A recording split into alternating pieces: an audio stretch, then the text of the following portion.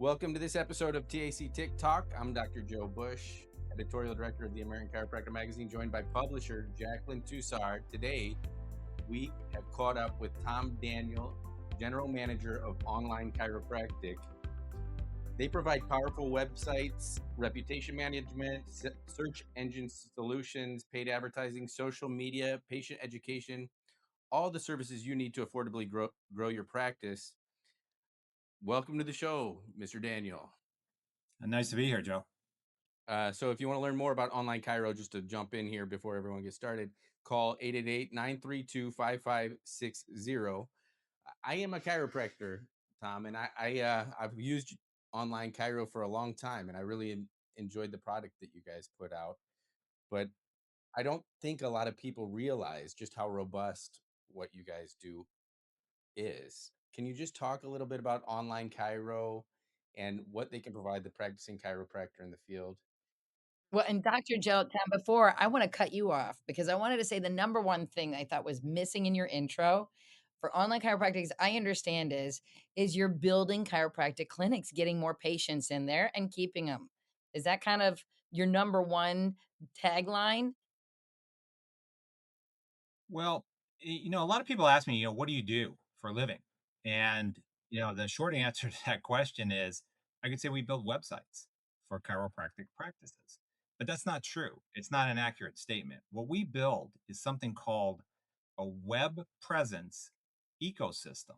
So in nature, an ecosystem is the bug, soil, light, dirt, bacteria, all that stuff working together to make it work, right?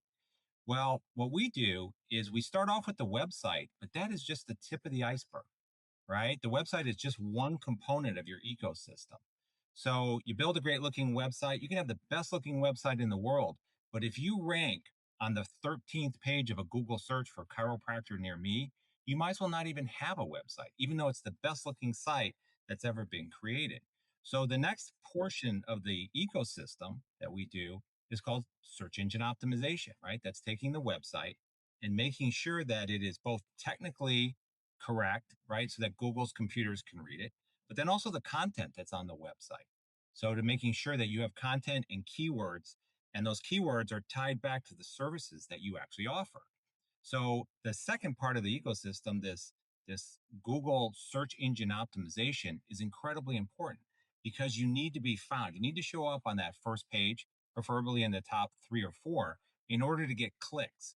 And when you get clicks, then they come to your website, they see your website, and hopefully they judge you within, and this happens, unfortunately, they judge you and your practice in about the first 30 seconds of hitting your website. So you need to have a great looking homepage, a great looking presence to keep them there, and content as well, in order for them to click that button in the upper right hand corner that says schedule an appointment, or that phone number in the upper right hand corner where they dial it. And so that's the second component. The world, though, over the last 6 to 9 months has changed. It's changed dramatically. And what's happened is this thing called AI search, right? Artificial intelligence search. Chat GPT. You guys have all heard of it, right? So a lot of people have used it, where they go online and instead of asking Google for a chiropractor near me, they go to Chat GPT and they say, I'm looking for a chiropractor that does this kind of adjustment, takes this kind of insurance, is within 5 miles of my home, and has office hours on a Saturday. Enter. And it gives you a different list than what happens in a Google search. And it seems crazy that just in 6 months, that 20-25% and growing percentage of all the searches that are happening have moved over onto the AI platform. So you can rank number one in a Google search, but you're missing out now on 25, maybe even up to 30% now of all searches where people are looking for a chiropractor because they're using these AI search engines to do that. Tom, I'm happy you mentioned that because I did that recently. I went in there and I was like, who's the best chiropractor in my area, right? In Panama, for example. And I was on there, fortunately, but then it started counterselling me. Like it started being like, but don't you want to try a physical therapist? I was like, wait, I do physical therapy too. But then I was like, doesn't Dr. Bush do physical therapy too? Well, but not every, so it's kind of a nuanced thing. Clearly, you're studying this. I'm just kind of messing around. Is that something that you can influence with the website? We've actually launched a product now, and it's called AIO, and it's for artificial intelligence optimization. What we learned, we actually studied this for about 3 months, and we took a couple of random accounts that weren't ranking at all in a Google in an AI search, and we started playing around with their websites, and we came up with this weird combination of things that you can do, and it's like a secret. I'll call it a secret sauce, right? And it's as crazy as mixing peanut butter with anchovies and coming up with the new secret sauce for a hamburger, right? And it Mm. was this weird combination of things that we discovered that we can do to a website in order to make it show up in a chat GBT, Gemini, Grok search. And we tested it, and son of a gun, if it didn't work. What's amazing about AIO versus Google searches is because every AI search happens in pretty much real time. It's not a Google database that builds up information.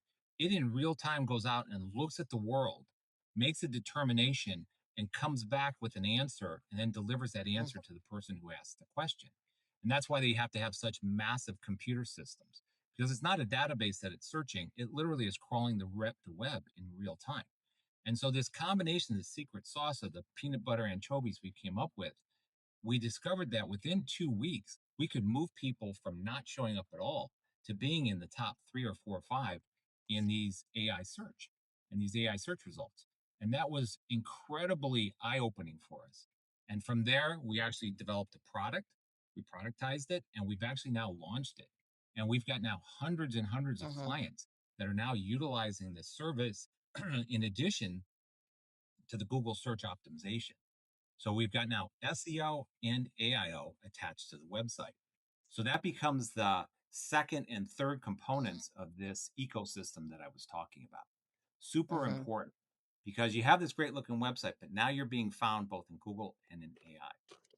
But then it gets Mhm. And I'm even more interesting because a major component that goes into being found is how many five-star reviews you have.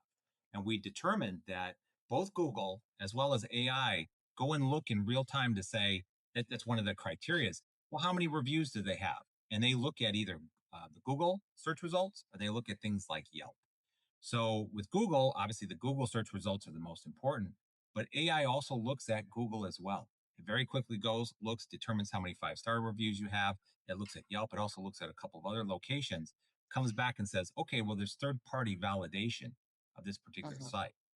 And then the last component that's really significant is what kind of content do you have on your website. So, Dr. Joe, you were talking about how it started saying, hey, if you need a physical therapist, why don't you go look for somebody else? right. I could Right. probably tell you in that AI search result, just because you said that, if I went and looked at your website, you don't have enough specific content on your website that talks about physical therapy, right? It's just not there in a prominent spot that says, here are the 5 things I do. And that's one of the most important ones. It might be there, it might be, scattered in and out of different articles that you have, but it's not Mhm. listed as one of the primary things that you actually offer to your patients. So that would be a recommendation to you would be to take a look at that and add additional custom content, not not content that you just go and grab someplace or generic content about physical therapy, but stuff that's actually written by yourself. And you can start off with AI. It's always fine to use AI to get kind of a starter, but it should be customized, right? Based on your thoughts, your philosophies, and what happens in your practice. And then post that on your website because the AI, what's interesting again about it is that it does real time inquiries onto your site and evaluates that compared to other people in your area. So that starts to grow out the ecosystem that we were talking about. And then one of the major components of the ecosystem is obviously using third party advertising services to get found. What are those? Well, the big ones are Google Ads, right? You've all heard of that, pay per click advertising. That's important, right? You can still buy your way onto the first page of a Google search in a competitive marketplace. Right now, you can't do that on AI. You can't buy your way onto the first page, but I can tell you it's coming, right? They're going to monetize these AI search engines just the way Google does, where you'll be able to buy, an advertisement or something on these pages within the next 6 months. I can assure you it'll be there. I've already seen every now and then, maybe I think it was Gemini or Grok or one of them actually put up a little ad section that lasted for maybe a couple of weeks and then they took it down. It was an experiment to see what it would actually look like if they actually had advertising on their site. So that's coming too, and that's going to be definitely an area that you may want to think about investing in is AI advertising as well as Google advertising. Another one that works well is something called Facebook advertising. It's a little bit cheaper than Google.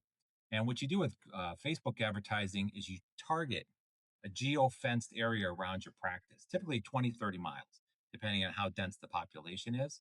And what you basically say is, I want to look for anybody who's over the age of 18, under the age of, 70, who's got this economic profile. And you can actually take your existing patients and take them as a cohort and put those up into Facebook and say, find me more people just like these. And it'll look at their Facebook profiles, find other people that match them, and then actually go ahead and drive your ads to those particular Facebook users. So that's a great thing to add to your repertoire of saying, hey, how am I going to advertise? How do I grow my practice? In the old days, it used to be what door hangers and flyers you put on a car and things like that, right? That doesn't really work anymore. Direct mail, yeah, occasionally that can work. I open up direct mail every now and then, some of these coupon packs. But the best way to do it though is still Facebook, Google, and eventually it'll be the AI advertising as well when that comes out. So collectively, when you pull all this stuff together, what have you built? You built a web presence ecosystem. All the different parts, the water, light, soil, bacteria, bugs, all the rest of that stuff, all working together in nature. Now this is all working to help drive, find new patients and bring them to your practice.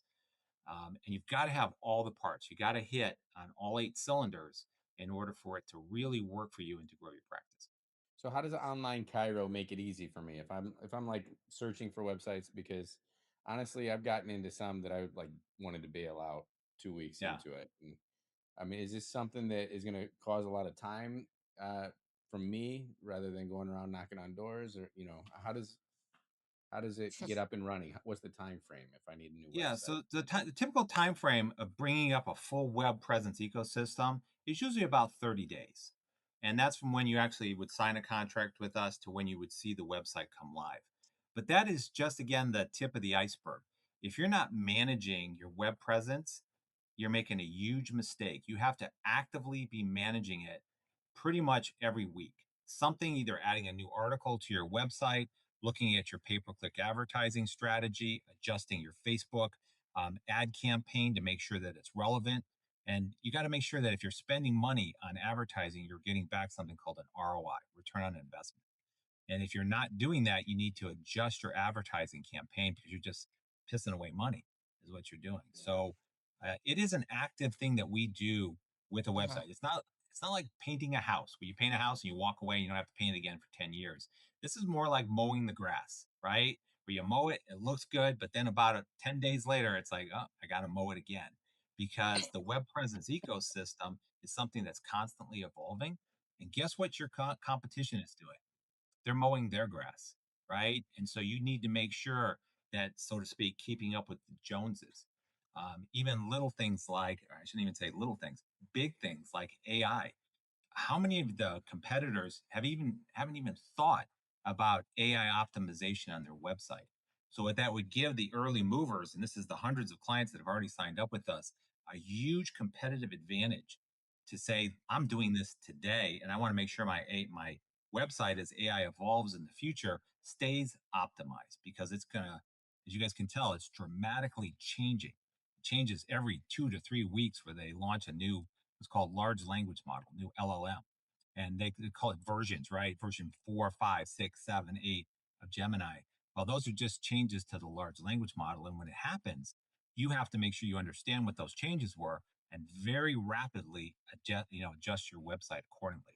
And we stay on top of that for all the practices. We'll stay on top of your advertising for you. We'll monitor your ROI. Why? Because you're busy running your practice and servicing the needs of your patients. That right there is a full time job. So we'll take care of your web presence ecosystem. You take care of running your practice, and together we'll work to hopefully make your practice bigger and more successful.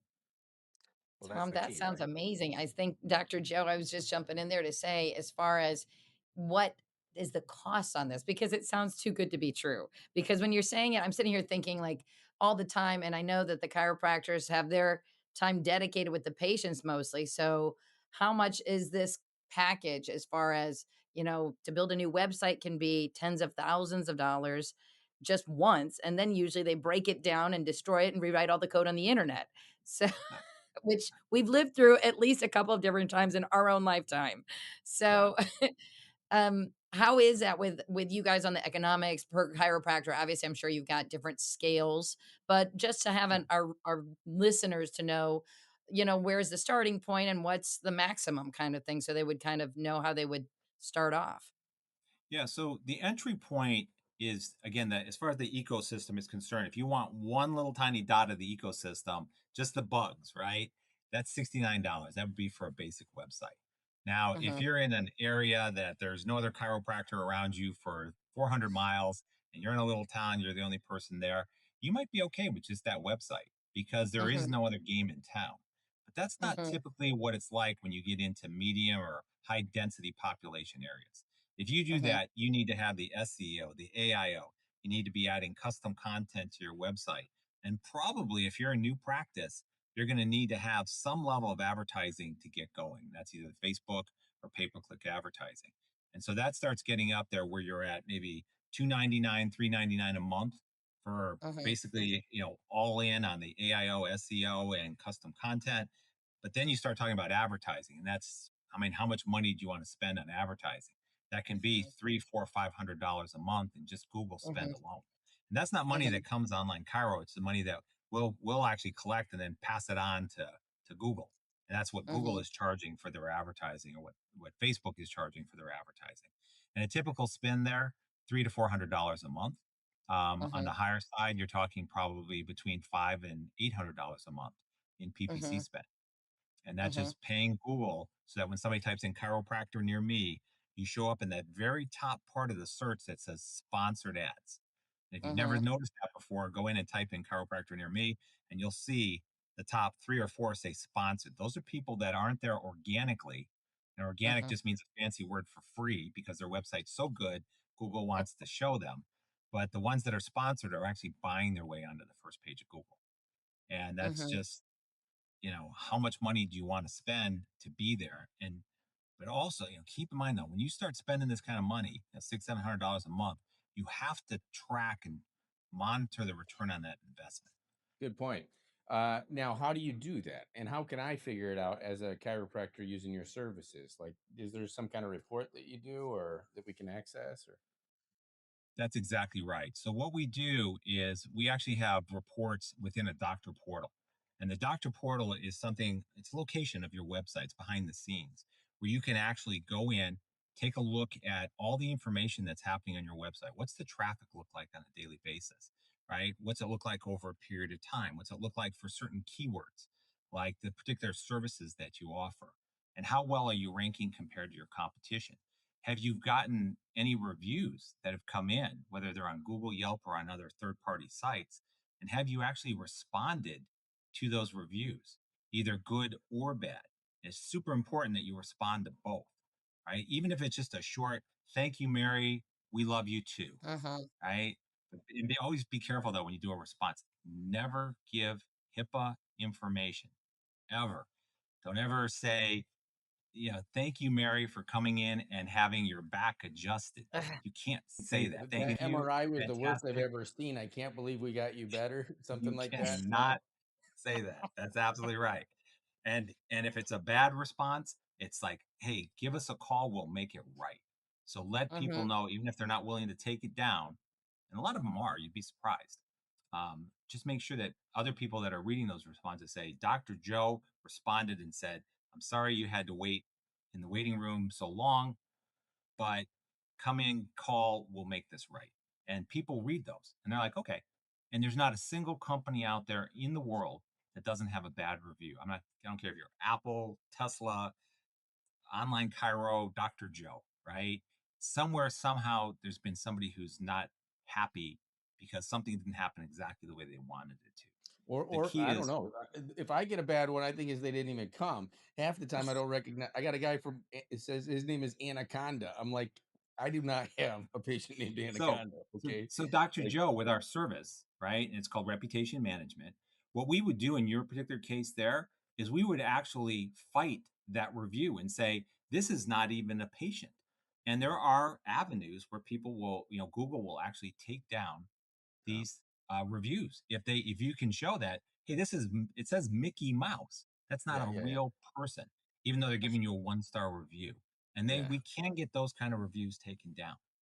Um, the ones that are legitimate, though, those are ones you need to work with the person who actually posted them.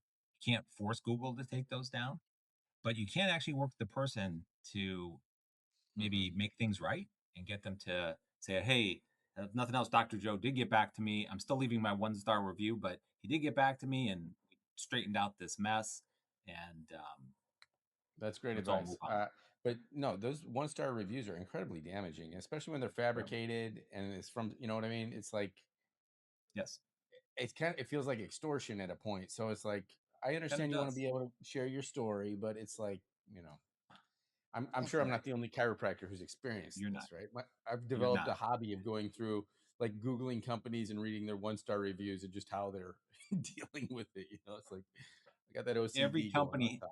every company has them. The key there is to, if you do have a bad review and it shows up towards the top of the list, bury it with 5-star reviews is my advice. And how do you do that?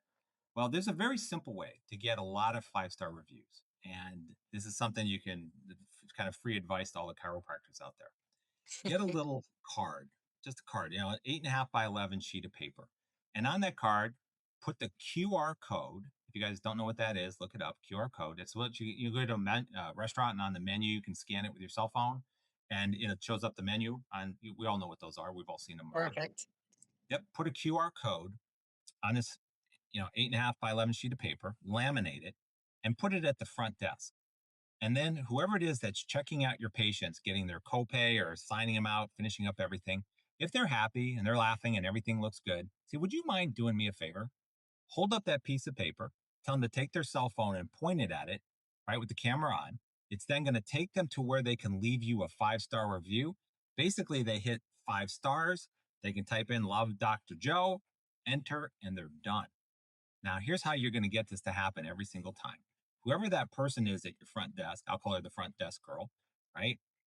Tell her that for the next month, you're going to give her $5 for every 5-star review that she can get in the next 30 days. And I can assure you, Dr. Joe, every patient that walks out who's got a big smile on their face, she's going to hold up that QR code and say, would you mind doing this for me? Taking us Tom, and I leaving love us a your 5-star style, review, man. I love your style. It's a money motivated culture, right? right? So that's I Or never thought of that. at the end of the month have a competition between two front desk girls, right? If there's two of them up there, whoever gets the most 5-star reviews also gets a day off with pay, right? Turn it That in, is awesome. gamify the process of collecting 5-star reviews. Now, the reason that it's not automated is because if the person walks up to the front desk and is grumbling and saying, I had to wait an hour to get to Dr. Joe, well, guess what they don't do, right? They don't show that little card, right?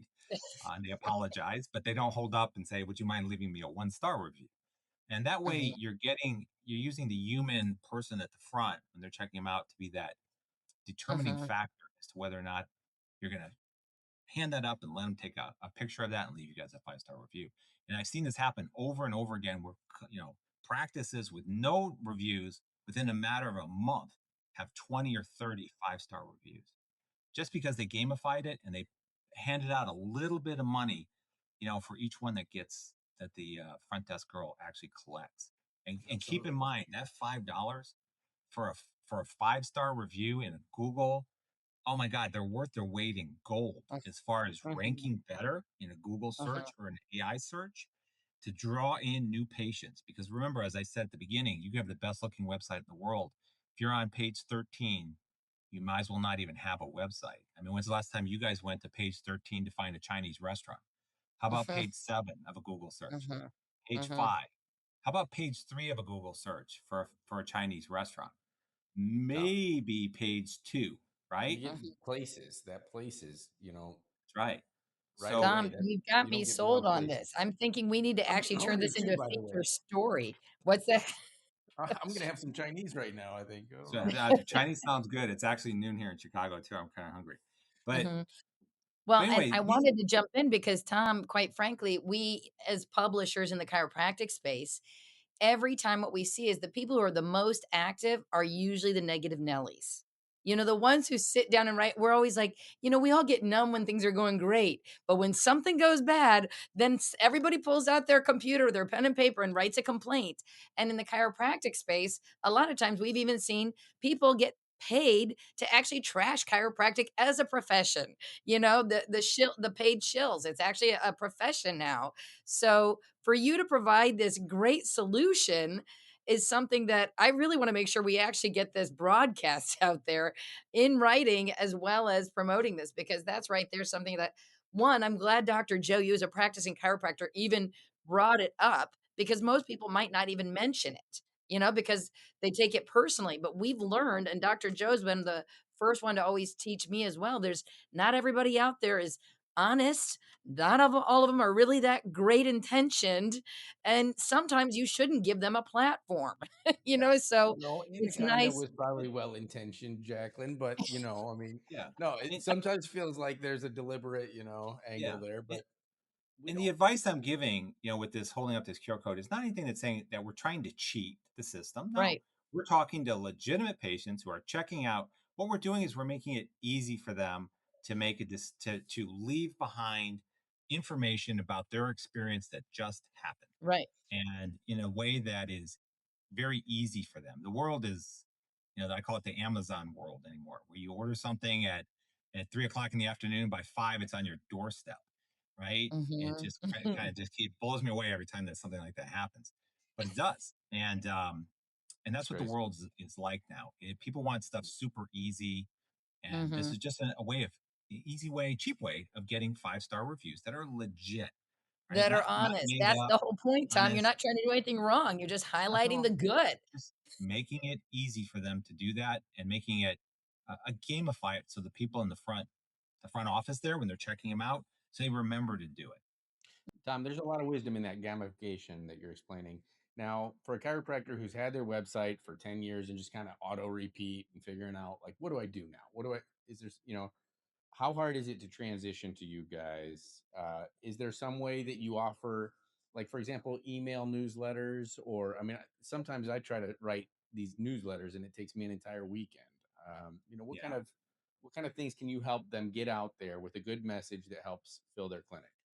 Yeah. So we can migrate over anybody's website that they have today. So if they haven't touched their website in 10 years, that's and they're trying to grow their practice. This is one thing if they're thinking about retiring and they're just letting kind of it, fade away. But even then, it's still not good for the patients. Maybe they don't have a place to make it easy for them to schedule an appointment. They don't have information on the website. They don't have AI chat bots that are on there, which we now have, where you can actually ask a basically you're asking a computer system, tell me all the information that's contained on the website.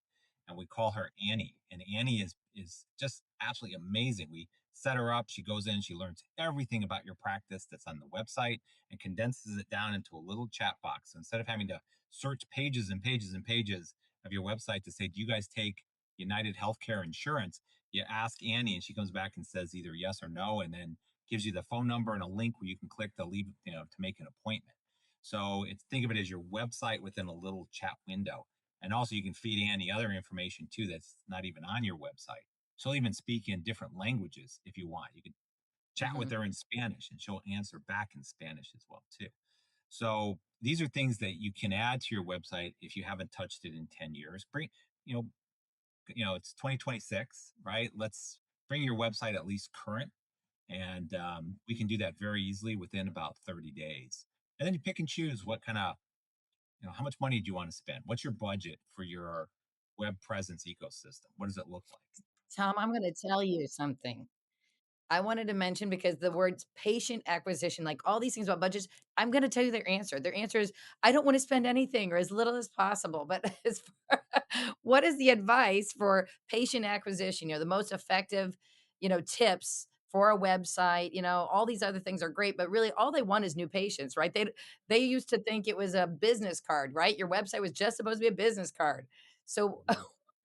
You go it's around not. knocking on doors nowadays, they might, look at you weird. So it's like, Yeah. you can't, Well, it's not the same. The cheapest way to get new patients, and again, I'm gonna give you guys good advice. The cheapest way is to go to your existing base of customers, Mhm. send them all an email, and basically say, "Hey, I'm looking to grow the practice. Is there anybody else that you know, a family member or a friend, who's complained, oh, my back is killing me. Oh, my shoulder hurts, right? Mhm. And if so, give them my information, and I will Mhm. in return give you the next session 50% off, and I'll give them their first session at 50% off, right? Just so they can come in and get to know who I am. And Mhm. here's an easy way that you can go ahead and do that. Something maybe on a website where they can fill out a form and say, "Hey, this is John Smith. Mhm. I'm recommending my cousin Billy to come in." Um, and then he backs off from there. And if Billy comes in, you match up Billy to the person, right? That gave the referral, and you give them both some discounts. That's the easiest and cheapest way Mhm. to try to grow your practice is what I call referrals. But then if that's not working, boy, it's not door hangers, it is not flyers underneath windshields, windshield wipers in the Vaughn's parking lot, the grocery store parking lot. It is absolutely online. It is Google is still the 800-pound gorilla, but there are a few other junior gorillas that are starting to grow, like you know Gemini, which is also a part of Google, but still it's separate, right? It's a separate animal. And then you've got things like Claude and Grok, and there'll be more that are going to be coming. And Mhm. these are the ones that you need to pay attention to, because there's a lot of searches that are heading over to these other AI search engines, these LLMs, large language models. Tom, I'm Mhm. happy to know that you're paying attention to it because I'm like skeptical, like Jacqueline says. I don't trust any Mhm. of them. So if Yeah. Well, you're interfacing with them, I feel much more comfortable because I'm getting in mhm. arguments with Grok. Tom's established that he trusts the Google, and Dr. Joe is saying he questions it all. No, I don't even use Gemini, but like, anyways, they used to say, oh, no evil stuff, but I don't know. It's yeah, I mean, it's technology is always a double-edged sword, right? It can be used for good and evil, and AI is going to be exactly the same. There's not going to be anything different about it. Uh-huh. Well, and this is a big question then too, because I was gonna say with our own experience, we mail physical copies still to 40,000 chiropractors every month. And of course, nobody would deny the power of digital. I mean, like you said, you want something, you're gonna either Google it, ask Siri, or ask now Chat GPT. So then the question is how to work with both of them, because I think that's one of the big concerns too, as a Ben, is how much you trust Google, how much you trust Facebook. Which It's we're on almost Google Chrome browser right now, so everyone knows, right? So that's why he loves Gemini. I got it. I got it. And I love Gemini too. But so, do you All have hail any Google, right? All hail right, Google. Don't cut us off anymore, right? We love you, Google. right. No, So, is there any yeah. integration you recommend where you're talking about them with their email lists, working through their websites and things like that so that they have some tangible information of people they verify are actual patients or family of patients? So they're making sure maybe that their Facebook campaigns are targeting those people first and foremost, and Yeah. then, Well, some of that is you feed your information, what you call your cohort list, and that's your current patients. You feed that into Facebook, and then from there, it supposedly goes out and finds people that look like these individuals, like their age, their demographics, their location, the number of children they have, their occupation, whatever information Facebook has. It tries to take the ads and send them to that matching cohort. But I mean, we're not there. We're not watching. Nobody's really watching. It's just the computer system that's doing it, and you have to kind of believe that it's doing what they say it's going to do. But then at the end of the day, that's why I say you always have to monitor advertising with your ROI, your return on investment. So how much money did I make versus how much money did I spend? And just think you're going to Vegas. I'm going to bet $1, and I'm really hoping I win a buck 25. And if you are, you should do that all day long. You don't have to win we're going for $100. 10. Bet We're going for $1. $10, Tom. We want ten that dollars is big even better. ROA. But even betting $1 and getting a buck 25, I'll stay all day in the casino doing that. yeah. Well, I was gonna say too, and you guys are auditing, for example, because I know I've worked with some Google campaigns where they give me reports saying there was so many phone calls to a number, and then when I go to that phone number, I'm like, wait a sec, I don't have registered all those phone calls. Do you ever find any discrepancies like that between what Google says happened and what the phone company says happened? Yeah, there's always discrepancies, and that's why whenever we have advertising campaigns, we set up a separate page called a landing page. The landing page, think of it as a little mini website. So we take all the advertising clicks and we drive them to this one page. And what we do then is we monitor the traffic that's hitting this one page that nobody else could find unless they were clicking on the ad. And that's how we monitor and measure the ROI. So it has a separate phone number on there that transfers over to your main phone. You don't have to do anything in your practice, but this phone number is something we can track. And so we can actually see how many calls came in, how many people went to this landing page and actually clicked make an appointment. That way, you know, this stuff is coming from advertising and not just randomly coming from some other source. And that's how you can measure then your return on investment. So you Awesome have to use advice. landing pages to do that. If they're clicking, but they don't fill out a form, are you then capturing their IPs and then remarketing and retargeting to them? So we could, if that's something that the practice would want. It's a little bit tougher though, even on the IP addresses with the remarketing. Got to make sure you have all your terms and conditions right. Mhm, Track cookie tracking and all the rest of that stuff, the privacy laws. But mhm, theoretically, it is very possible. It happens to you guys all the time. You'll go and you'll click on something like I want to look at a brand new Toomey backpack, and all of a sudden, every ad you see for the next 3 weeks has Toomey backpacks all over it. mhm, And that's what remarketing is. It's the fact that you hit mhm, a website, you went to there, you visited, you looked at their products, and now all of a sudden you keep seeing advertising from that particular manufacturer showing up. It just follows you wherever you go for a period of mhm, time, and that is something that you can absolutely do with advertising. mhm. Outstanding, outstanding recommendations, all of them. Jacqueline, we're kind of getting along in this. Yep, I know, I was just checking, there's one last question I was gonna ask, and it was kinda like how to meet the patients where they're searching for care. Any top tips on that? Yeah, it still boils down to Google. That's where the most of the searches are. And then transitioning now into AI, that's where you want to meet new patients because whenever they want day or night, that's when you need to be able to be relevant for that person searching for chiropractor near me. And then now to make your website to make what I'll call a artificial answering person, right? An AI assistant, information assistant, those are now available. And we actually are going to be starting to market those here in the next month, where you can literally hit a website and a box will open up and it'll say in text, if you're going with a browser, "Hi, I'm Annie. How can I help you?" And you can say, "Annie, does Dr. Joe offer this particular service?" And she will read your website and give the most accurate information. It'll blow you away. You'll think you're talking to a person. And then you'll say, "Oh, and by the way, Annie, can you answer in Spanish? I feel more comfortable talking in Spanish." And she'll come back and say, habla español. I don't speak Spanish, but whatever it would be, saying, yeah, I can definitely answer in Spanish, and she'll start communicating with the person in a completely different language.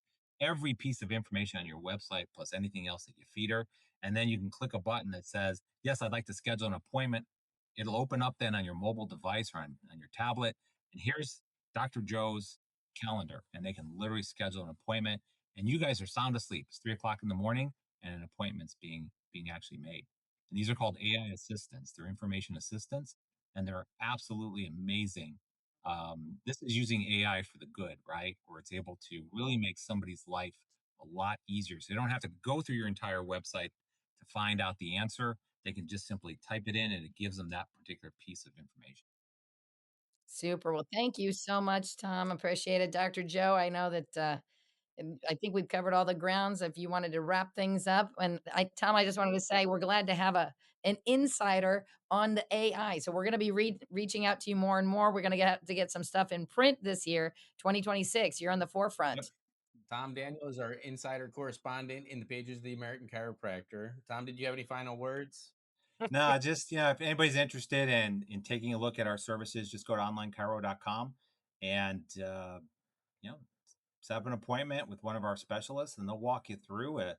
No obligation. Just let's just chat and see whether or not we're a good fit for your practice. That wraps up today's TAC Tick Talk with Tom Daniel, General Manager of Online Chiro. Thank you, Tom, for sharing your practical insights on building a powerful web presence ecosystem. Um, the world of SEO and AI, you need a guy like Tom to help guide that. He's going to help you grow effectively, productively, affordably. Recommend checking out Online Chiro, and you can call it 888-932-5560. If you enjoyed today's episode, please follow our online platform, Apple Podcasts, Spotify, Google, YouTube, everywhere you listen to the podcasts. Thank you for all you do. Be sure to like our podcast online and see you next time.